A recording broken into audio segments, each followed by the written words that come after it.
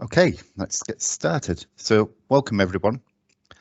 This is a continuing series of webinars around hybrid workplace. In this session, we will discuss the importance of identity governance in our environments. So hello, I'm Andy Taylor. I'm the lead sales engineer here at ITC around everything to do with Microsoft identity, security and compliance. I'd also like to introduce my fellow presenters. So Jason is our lead consultant around identity management, and it's great to have on this call two of our Microsoft colleagues, Luciana Blanchard and Julie McCarthy, are both Microsoft Cloud Solution Architects, and you'll hear a lot more from them shortly. So in this session, we're going to look at why we need identity governance and why we should be looking at it now. And we'll give you a much more deeper dive in how our identity works through Azure and why things such as role-based access control are important in your infrastructure.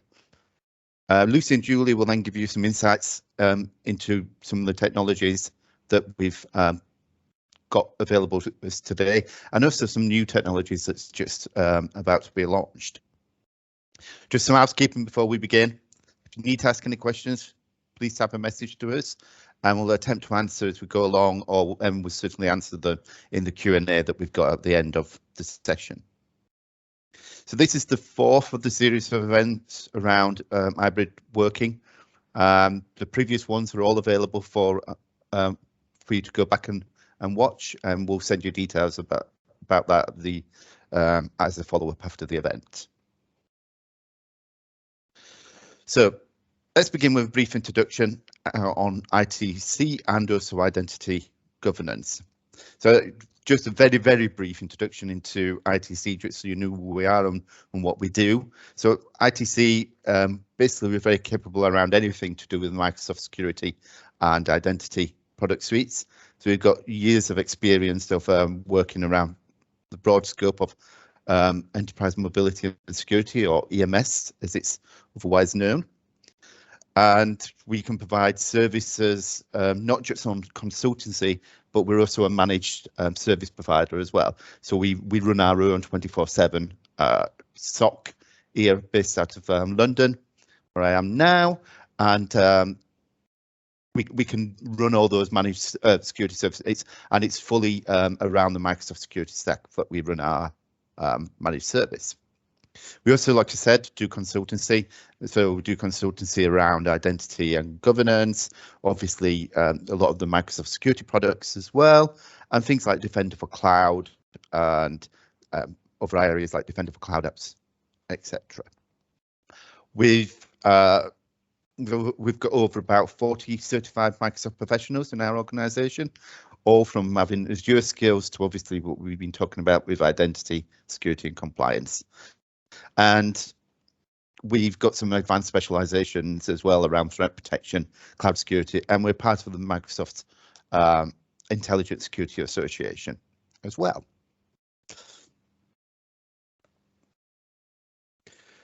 So when we're talking about identity governance, what we're really trying to do is we're wanting to make sure that who's got access into our systems, what access do they actually need, what resources and applications do they get into, and probably really important, how long do they have access into those systems? So when do they get access, how long, and when do they actually that access gets removed? So this phrase of right access, be having the right access to the right resources and services at that right time.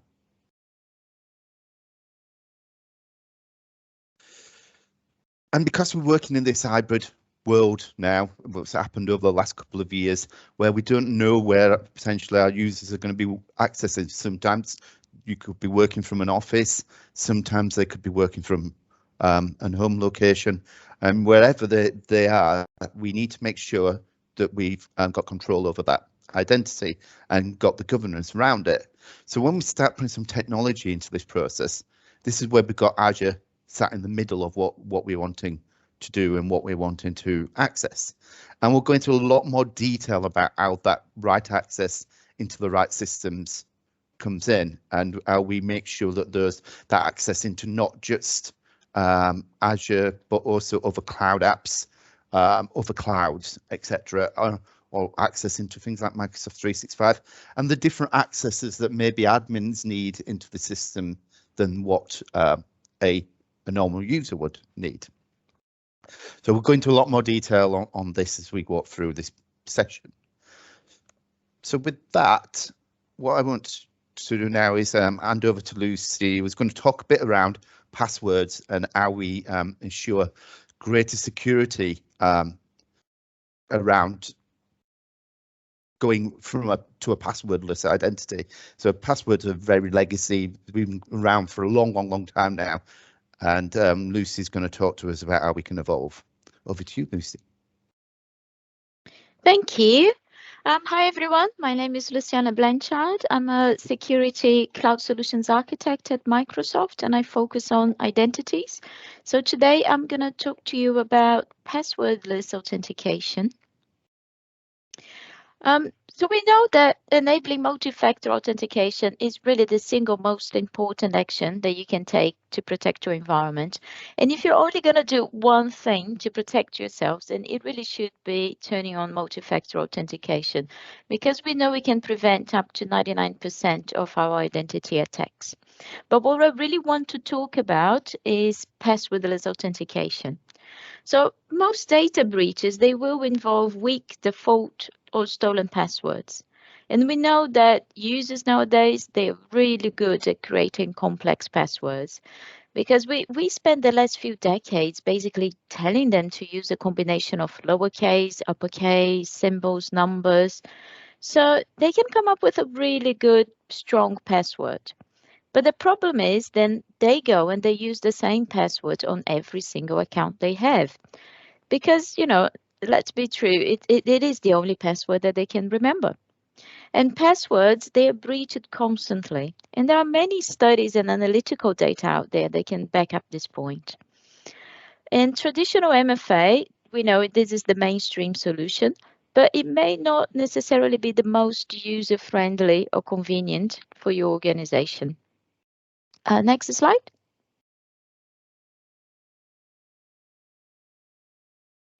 So we support a broad range of authentication options.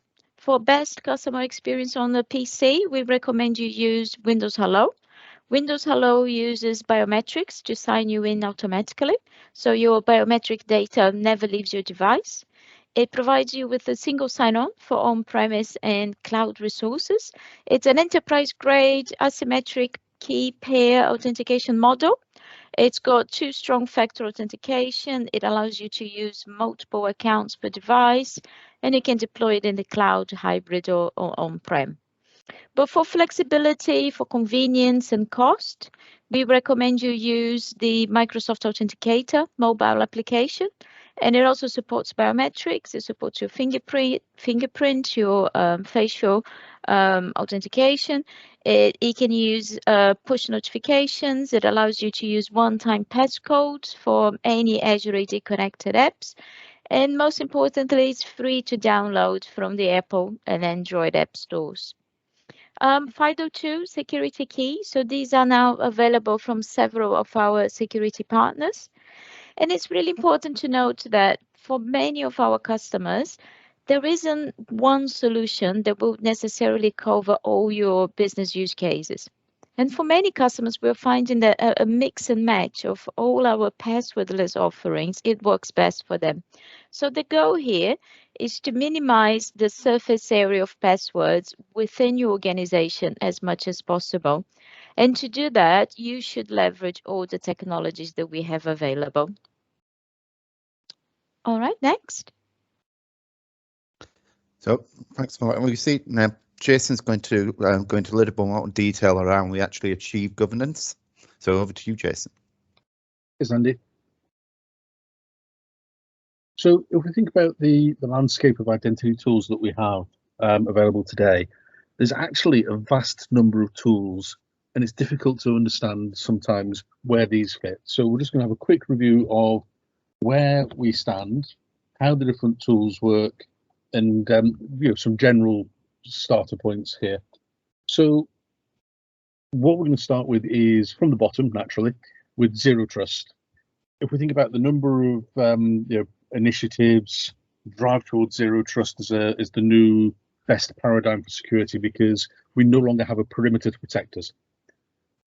So zero trust is very, very simple core principles that express in interesting and complicated ways, which are essentially trust nothing, verify everything, assume breach. So the governance layers that we're going to apply through Azure are going to help us move towards the zero trust goals, if you like, by making sure that we are validating, verifying, checking, assuming that actually we do need to go and verify this, and we're looking to maintain least privilege at all times. Now, this is going to be, today's session is going to be very, very Azure focused, but bear in mind that this is a combination of Azure focused, generic content, which applies just in general to these types of technologies. So these technologies don't just apply within an Azure context. They can also be extended out to multi-cloud. We can also, if you need to go deeper into some of these areas, apply in additional product sets, such as the Armada Identity Governance Toolkit. And we can also apply this to external identities, which means that the scope of these systems and the protections that they offer aren't just for a very, very simple core set of users. They are applicable across your entire operating sphere.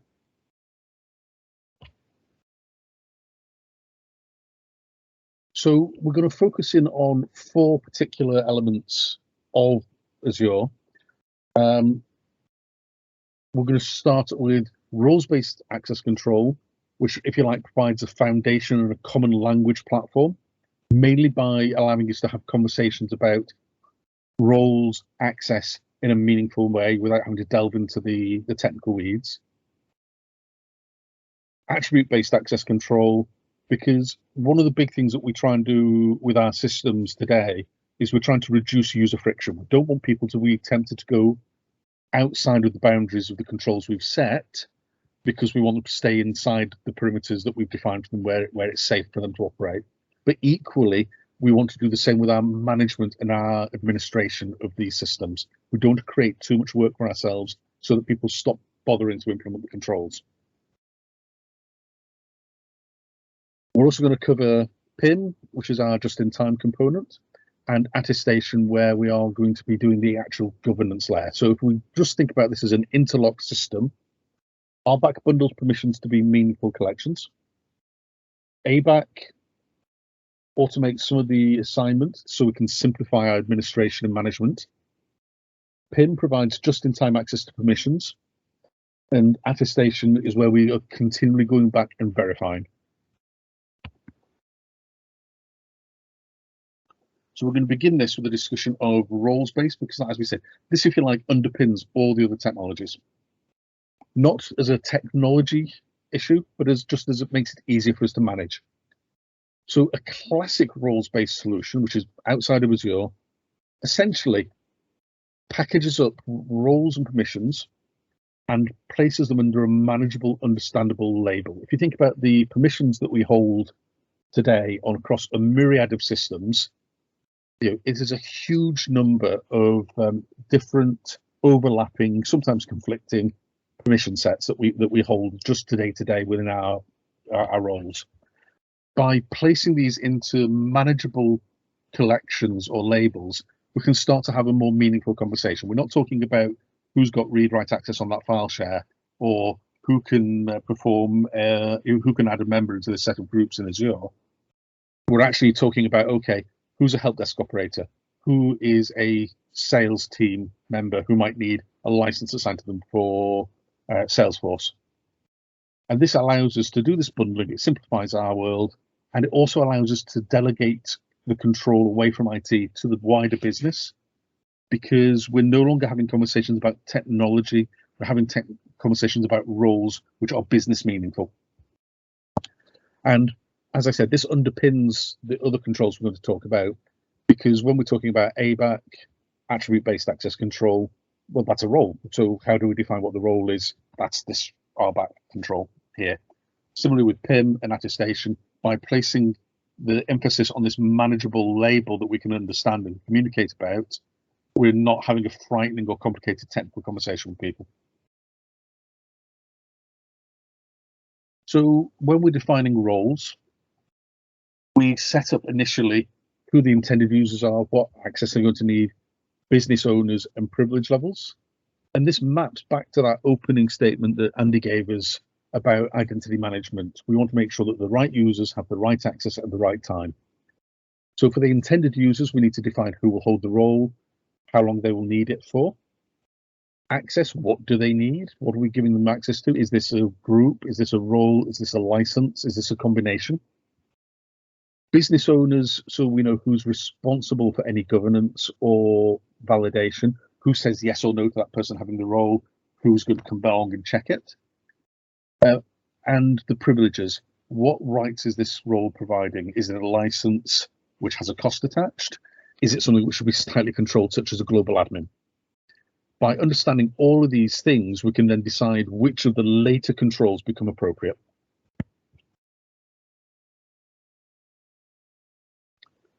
So I'm going to deviate slightly into Azure here. Roles-based, roles, these are words which are used and they might mean different things in different contexts. So these are words we need to be careful about. But Azure itself also uses the term role purely to determine Azure specific permissions. And it actually follows the model we talked about earlier because it encapsulates multiple detailed permissions inside Azure and then wraps them up inside a nice friendly name that we can discuss. So for example, global admin, they've got permissions across the entire tenant. You know, that is a colossal list of permissions that a global administrator has, but we can actually say, well, this is a global administrator role, and we can define that and communicate to people about it by saying, well, yes, they can manage all aspects of Azure AD and Microsoft services that use Azure AD identities.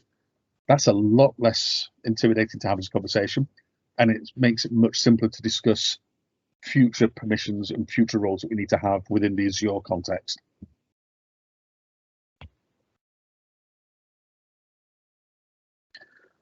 Taking this slightly further again, still within Azure, Azure will also allow us to define custom roles, so we can bundle meaningful sets of permissions that are useful to us and group those together so that we can repeatably just say, actually, this role gets this set of permissions. We're not assigning Microsoft directory /group/owners/read to individuals.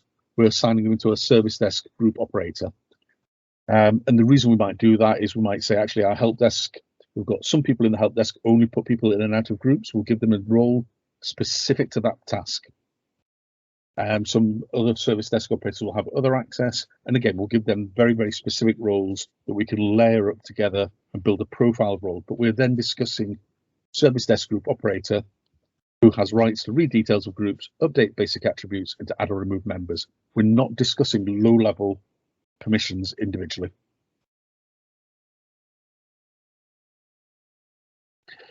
Just to really, really, again, delve slightly further into it.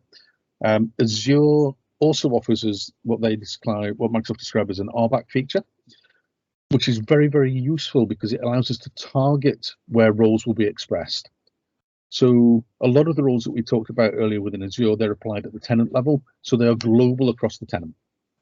By using the RBAC system, what we're actually able to do is say, actually, we will limit this to a very particular scope. So we'll say this applies to a subscription, a resource group, or a resource, which means we are better able to meet our zero trust goal of least privilege.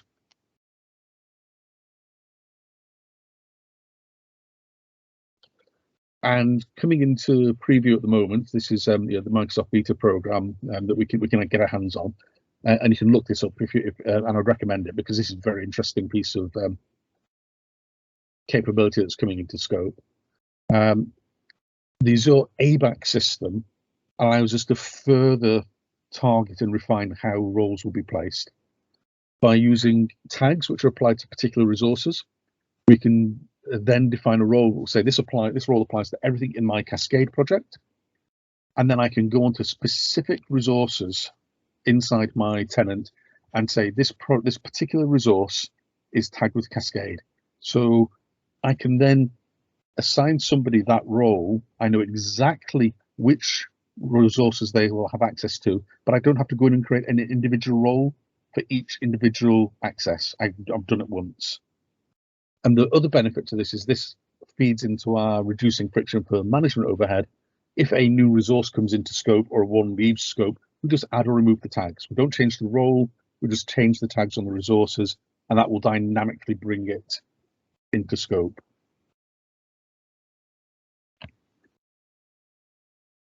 So coming back up away from Azure, although this does still function very, very nicely inside the Azure space, a classic ABAC or a classic attribute-based access control means we define a criterion for our users, and any user that meets that particular specification will be assigned the role automatically by the system. This is brilliant because it gives us the ability to say we can take that management overhead away. We don't want to be individually adding and removing users from roles because it's work to do. But it also means we can define attribute specifications that will allow users to be dynamically added or removed from roles as they go through their employment history. And this is great for baseline or initial birthright, the starter stuff that we give to users as they join the business. But it's also great for things where there is a very, very broad collection. So the examples I've given here is assigning an Office 365 E3 license to all employees. Don't do that manually. Equally, we might say anybody with a department of sales or marketing will be using the Salesforce application via SaaS. So we will cloud provision that by placing them into a group which has the SaaS license attached with Salesforce. But we'll do that based on an attribute specification rather than it being a manual task. We can pick up manual, those manual exceptions later. So when a technician needs to go in and make a change within Salesforce, they would have perhaps a manual version of that role. But we can deal with the automated systems very, very quickly. This is good for, like I say, the broad roles that aren't going to require a check, aren't going to require approval. And this allows a role collection to be fitted to a user as they go through their career path. And we'll show that on an example on the next slide. So this is a very, very basic example, and I'm only showing the automatic attribute-based allocation of roles here.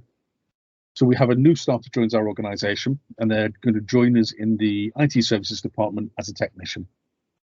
So at initial hire, they're going to get their birthright. This is their global access that everybody gets. And they're going to get an AD account, and they're going to get an Azure AD account, because that's what everybody will need. They're going to get an Office 365 E3 account because they're a member of our IT staff. But equally, because they're sitting in the IT services department, we're going to give them ServiceNow because they're going to be working with job tickets all the time. At some point into the future, this individual will be promoted to team leader, which means they need extended access into ServiceNow. So we'll automatically, while preserving their original access, add them to an elevated group inside ServiceNow, which gives them enhanced access. And then later on in time, when this individual matures through their career and joins the delivery team as a consultant, they no longer need that ticket access. So we'll immediately and automatically remove it from them. They don't need it. We've recovered those licenses and we'll remove that access, and to be honest, that distraction. But equally, they will need new access because they're going to be a consultant now. So we're going to give them access to our project delivery area so they can access all the resources they will need to do their new job, and Azure DevOps because they will also need that to manage customer projects. Eventually, when this person leaves employment, then they will drop out of these criteria. So in addition to the identity management systems coming along and performing an end of life, disabling the account, signing a random password to it, and eventually removing it, if we also remove the attributes, remove the enablement, we can remove the individual accesses that this user held. So even if that account becomes enabled, even if somebody does manage to compromise it, there's very little that it has access to. It's just a base Azure AD account at that stage.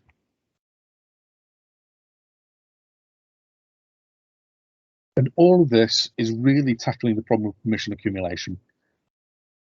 there's a natural benefit. An employee, when they're doing their role, I've done this, I'm sure we all have. You join a role, you require a piece of access, you request it, it's get granted, you start using it to fulfill your role. You very rarely go back and actually ask for your old access to be taken back off you. It's not relevant to you because you're focused on your new role. It's a very human thing.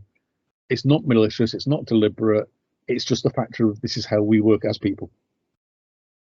And what this does mean is users tend towards accumulating big collections of permissions because they'll get the first set, then they'll request the next, which will be granted because they need it for their role. And then later on in life, they might require additional sets of permissions to be added on. If nobody ever removes that permission that they've accumulated, they will hold roles towards the end of their career that they have not potentially used in years. That might be permissions that they no longer need, rights they no longer require, potentially licenses and costs that they are incurring for the business because they haven't had access to a SaaS system taken back off them. And this makes these accounts particularly dangerous because they're a very attractive target for attackers because they've got a lot of rights in a lot of different places. But potentially, if you have occasionally incidents of poor account hygiene where people are cloning accounts, these are not accounts you want to clone because a new starter would potentially end up with not only the rights they need for their new role, but a lot of legacy rights they don't even know what they're attached to. So by moving to an attestation or an identity governance platform, and this is one of the things which, again, this is very, very present in Azure, we grant a user permission. At intervals, we will ask a responsible party to check that access and make sure it's still required. The responsible party might be the user. This is particularly good for things like external users, because if they're no longer present, they're not going to reply to the certification request. They'll be automatically revoked over time. If that review says that yes, the user continues to need it, then they continue to hold it until the next review period comes up. If they no longer require it, we simply withdraw the permission, which means when we look at our timeline across the bottom now, a user is granted a permission, they change roles, they're granted a new permission, and then a short period after, which will be at the review stage, their old manager go, oh yes, they no longer require that, they will revoke the permission. And this is particularly good for edge cases because we do sometimes see scenarios where one user might change role, but they're still helping out with their old team to help transition in a replacement.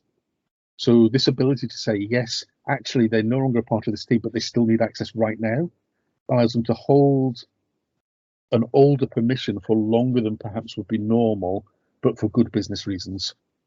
And then as that person transitions into their new role and this additional support is no longer required, then the original person who's now moved on can just, the next cycle through, will withdraw the permission. It'll take a little bit longer, but at the end of life, they're much closer to holding a minimal least permission set.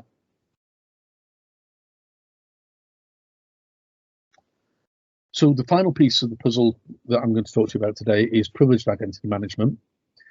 And this essentially separates the user from the entitlements, from the permissions.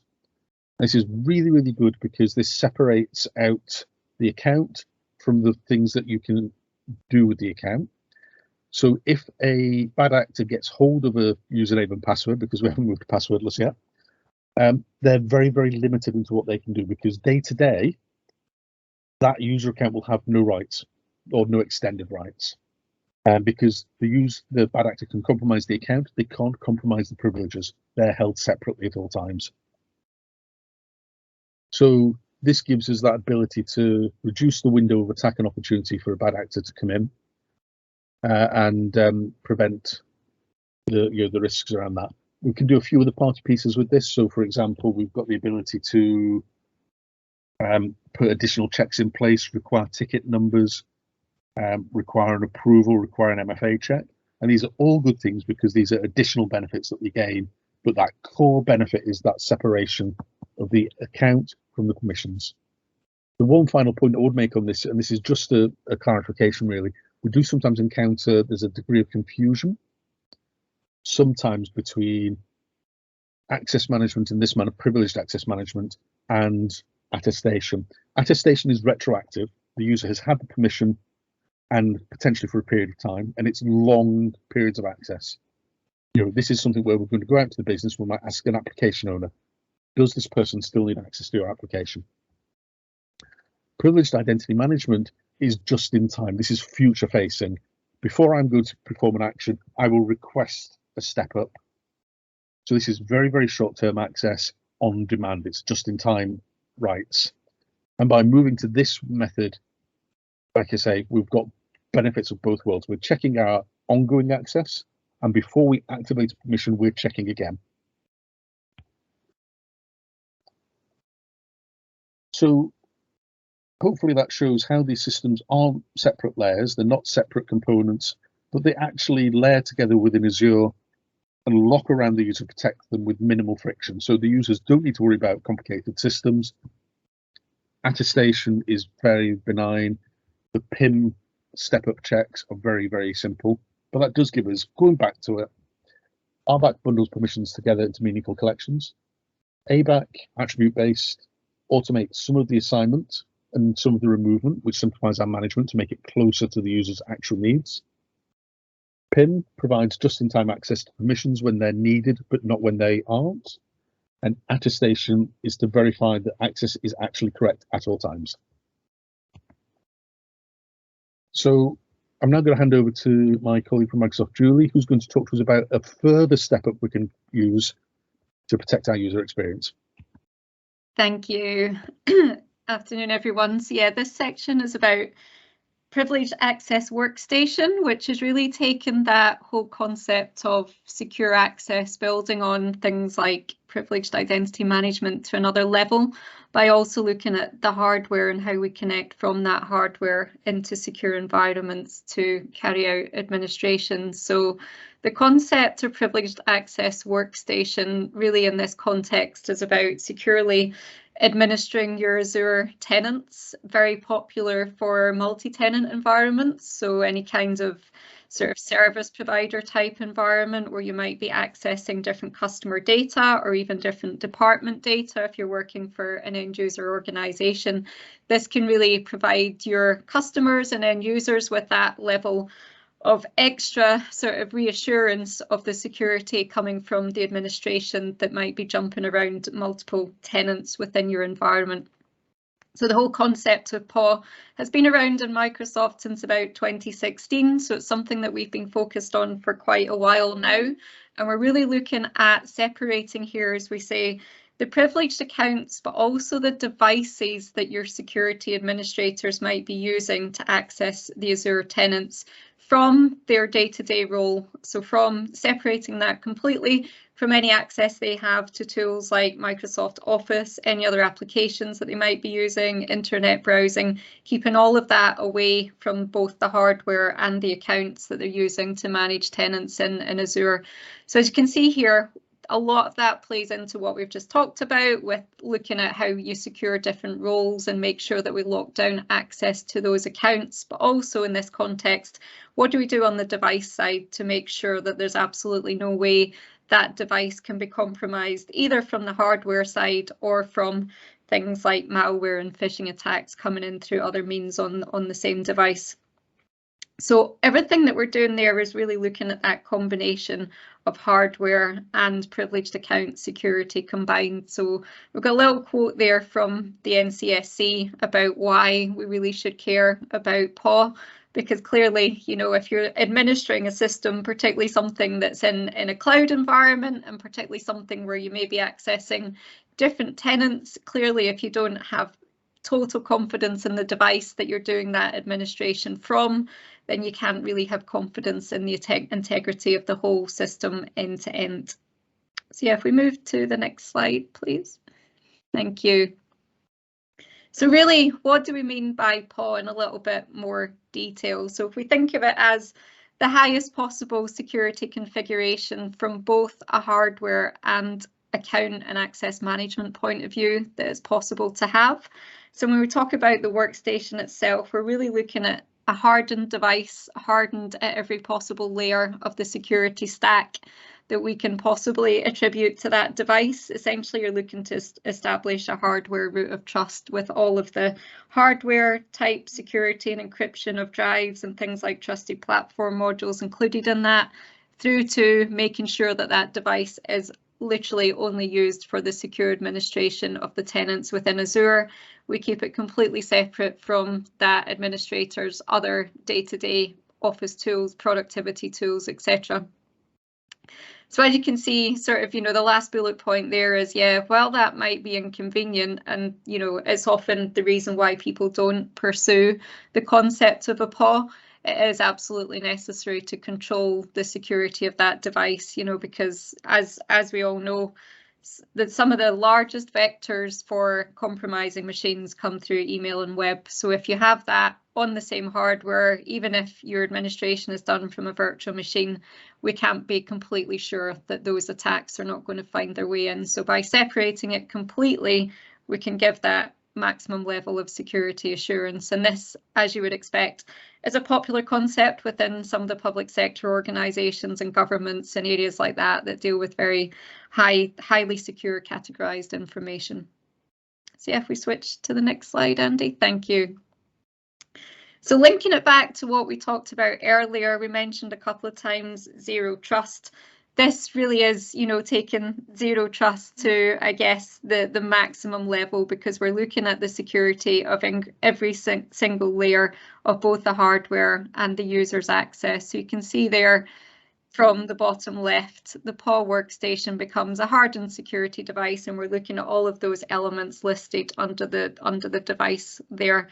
And then the user builds on a lot of what we've just spoken about in the earlier section of the presentation, with doing all of that good hygiene around user permissions and user access. We ensure that once the user has jumped over into Azure, there's nothing there that can be compromised as well. So you can see here, it is a key part of our zero trust capability and zero trust asset, if you like, and we'll move forward on to the next slide to look at it in a little bit more detail. So when we talk about PAW being part of zero trust, I think it's quite important to kind of call out in this box at the bottom just all of the different elements of that. So we're looking at everything from protecting the passwords or credentials, building on the passwordless story, using anything at all like that that can, again, prevent us from having things like credentials stolen and that being an issue, right through to the grouping of the users that are using the PAW and, of course, the workstation itself. So really the summary is we are, to the nth degree, protecting all parts of that privileged life cycle. And if we jump to the next slide. So this slide shows just how much can be involved in implementing a PAW in the context of the Microsoft solutions that we're talking about. So you can see there from the actual device itself at the bottom, if we look across to the left-hand side, that's everything that we've spoken about to date, basically in the last 40 minutes or so, around what we can secure once we're in Azure, and using extra elements like conditional access and taking a lot of the security signals, as we call them, in terms of the context of that user session, looking at other parameters that may be taking place around it and making security decisions based on the culmination of signals and not just taking one element like the user's identity as being the gospel truth. Everything we can layer on top of that gives us the full security picture once that user's in Azure, and then making sure that we check all of that before they're allowed to do the security admin function in a tenant. Then if we look to the top of the slide, you can see there all of the elements that can help actually protect the PAW device itself. So as you'd imagine, all of the endpoint solutions that we have for security, you'd want to be part of that PAW, as well as taking advantage of some of the Windows tools and analytics and updates that are constantly there.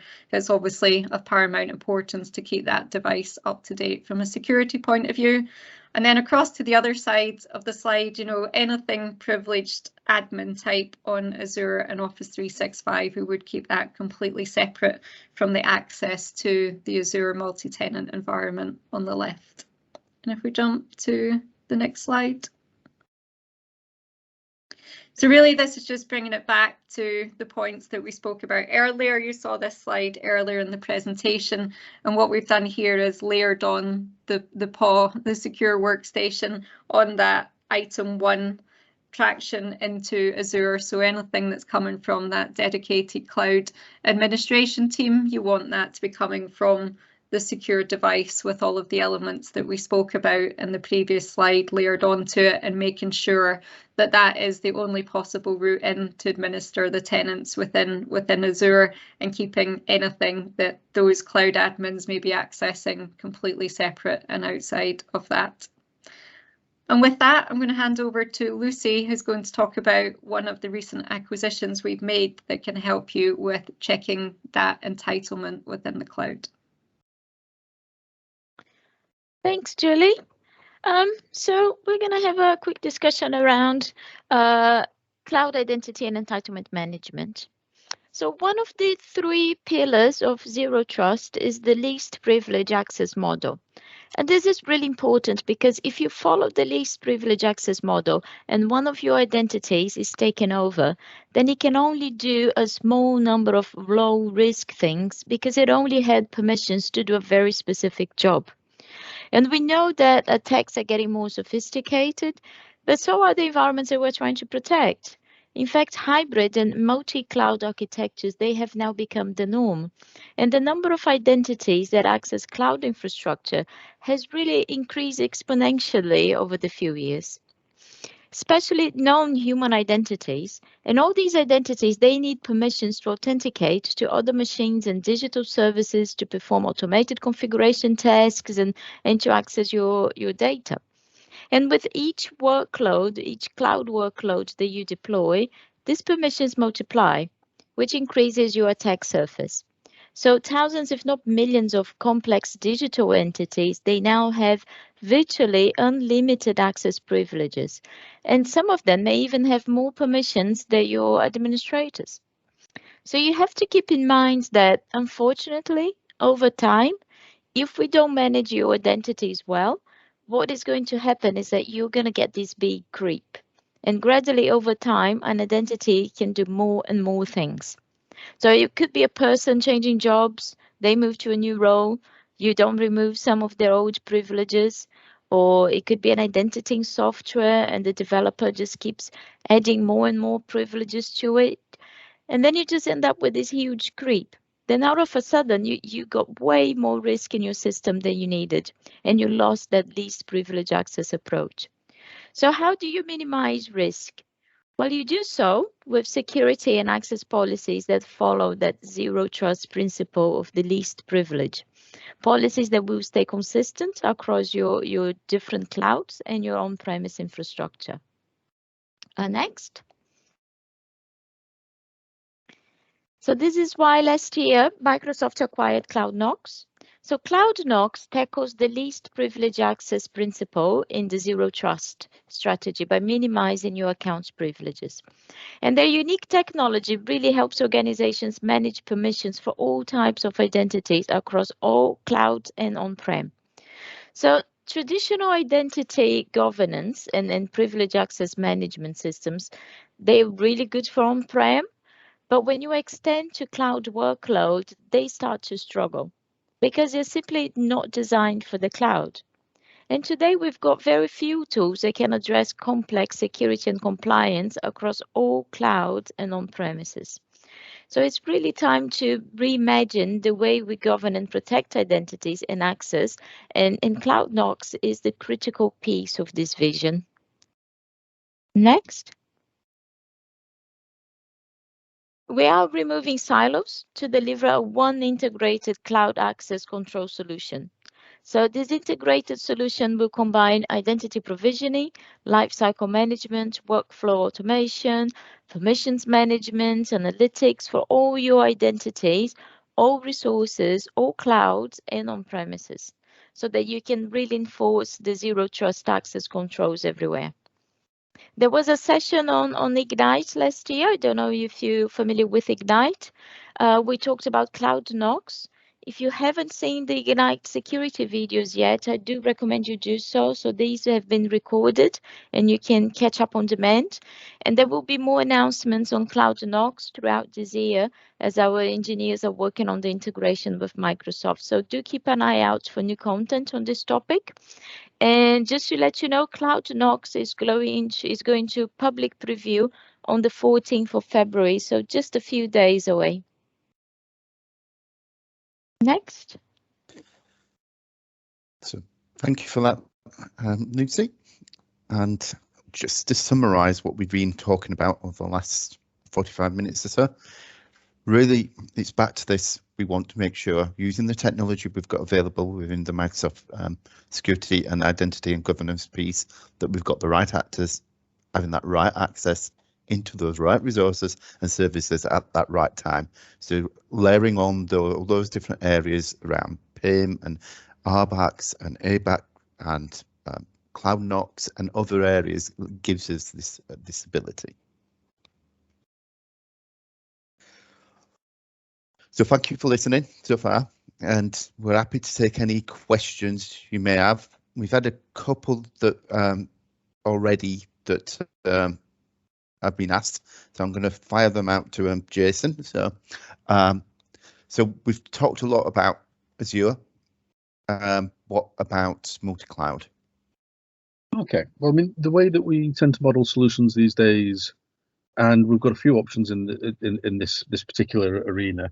Azure itself is actually very, very good at being the authentication and management layer that we then apply out to other clouds. So we might place somebody into a role in Azure that actually grants permissions in AWS, G-Cloud, or another service, including on-premise. We can also use one of the tools from one of our partners, Armada, because their toolset will also reach out. So again, we're providing a single visibility and management layer through Azure or through one of our other tools that then covers the whole scope of a business's organization, regardless of whether it happens to be. And by using the RBAC mechanism to encapsulate and hide the technical details, that means, again, we can have that business decision, business approval on our single pane of glass visibility and control panel, but without needing to necessarily know about where that happens to be expressed. So end users don't need to worry about which cloud that permission lives in. They just need to assign the role. Another question on the similar sort of line, but we're mostly on-premise. How does this work for us? Okay, well, I mean, on-premise is always an entertaining one with Azure because of the Microsoft move towards the cloud. However, there are a number of tools both on-premise, and again, the Armada toolset is very good on-premise. We can still use the MIM toolkit to bring decisions and articulations from Azure back onto premise. And we've also still got some of the new features coming into Azure for cloud mounting connectors, which again allows us to use Azure as our decision point and bring those decisions back on premise. For those individuals and those organizations that are still predominantly on premise, again, we can actually deploy an on-premise tool that will allow them to get all of the benefits, but without actually having to go into a complicated infrastructure. Because again, we very much recognize you don't split pain. You don't have some decisions in one system and some in another. We really do want to make sure that you're making your decisions in one place and then consuming them wherever they need to be expressed. So if anybody else has got any questions, you can either type them into the chat window or come off mute and ask them.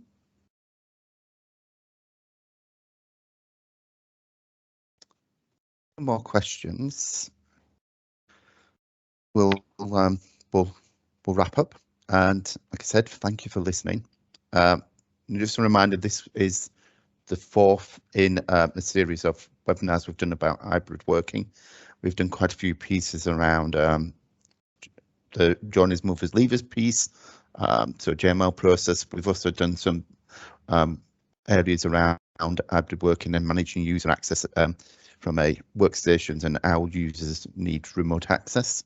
These webinars are all available, they're all recorded. This one's been recorded as well, and we, as follow-up, we will send out those links for you.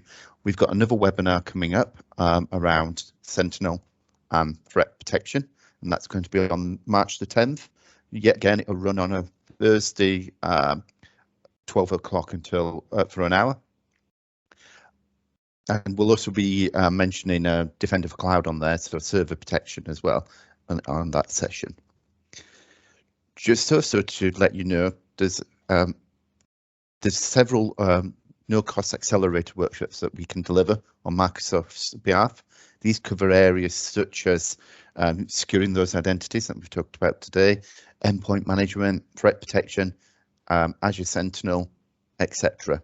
These workshops run over a couple of days, and they're actually more of a proof of concept, and we actually implement them in your environment. And so you can see how the solution would work with your users, devices, data, etc. So please reach out to us if you want more details on that. We also have some, we offer rapid deployment services at a fixed price, cost a piece of work that we can undertake in your environment. For example, in the areas that we've just covered today, we've got securing those identities or JML automation process and services, etc. Just to quickly chip in as well, Andy, we've also got some future webinars planned in.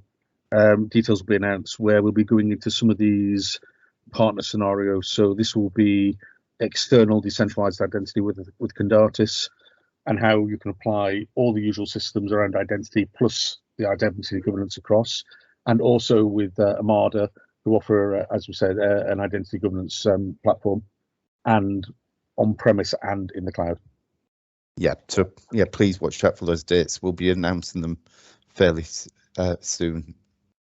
So again, thank you very much for your time this afternoon.